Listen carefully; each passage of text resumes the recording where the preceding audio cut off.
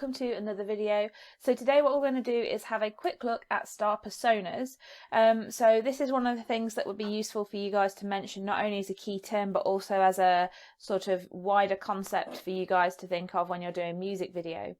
So the definition of a star persona is that the star or celebrity who we're looking at is created through representation across lots of different media, whether that's on social media, in the press, in their albums and their products and their merchandise. But ultimately this representation might not, and it usually isn't, who this star or celebrity actually is. Now, when we're looking at music video, obviously we've got different options that you guys might be studying across your schools and colleges. So we're going to have a look at the modern female, modern male, and then the traditional, and you guys can just focus in on which of these stars you guys are studying.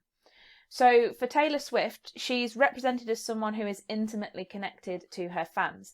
Previously, her persona has suggested that she's this sort of all-round American good girl who didn't want to do anything wrong, but she's since, in the last sort of 3-4 years, become quite outspoken on many issues, including LGBTQ+ rights, the Me Too movement, and also politics, and actively denounces Donald Trump.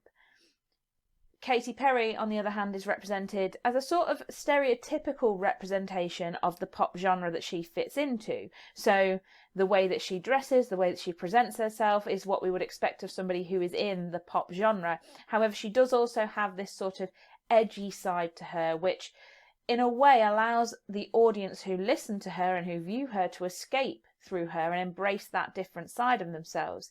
She's ultimately considered a very strong and independent female, so in that sense helps to make her a role model to her audience as well.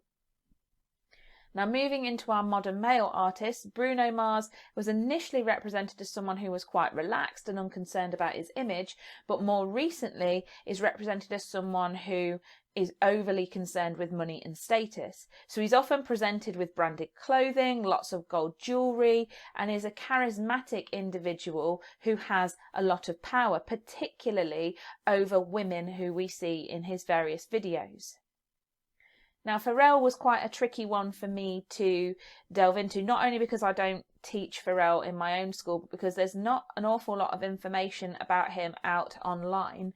But he is somebody who is represented as being concerned with the representation of issues such as race and culture. So he tackles those within his videos, such as freedom, for those of you who are studying that in terms of your GCSE.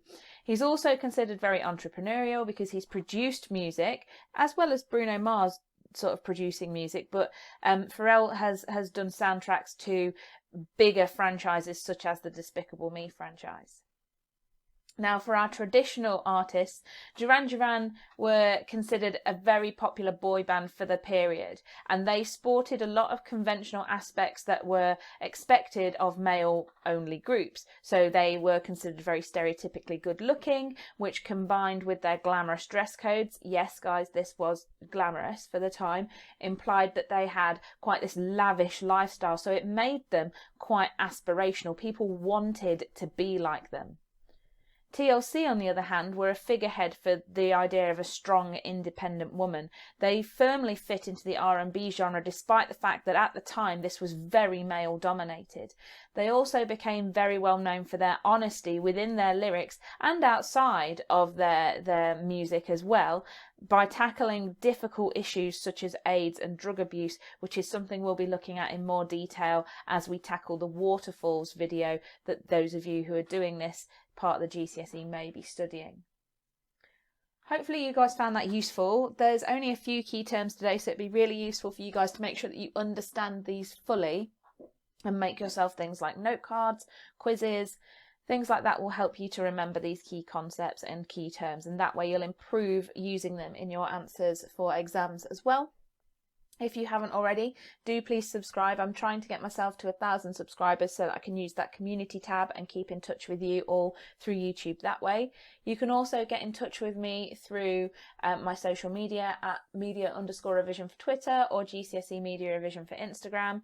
And I have also solved the problem with the comment section now, so you can post comments below. Any ideas, suggestions, comments, anything you want to say, just pop it in the comment section below. I do see all of them. I do read through everyone and respond to everyone in some way.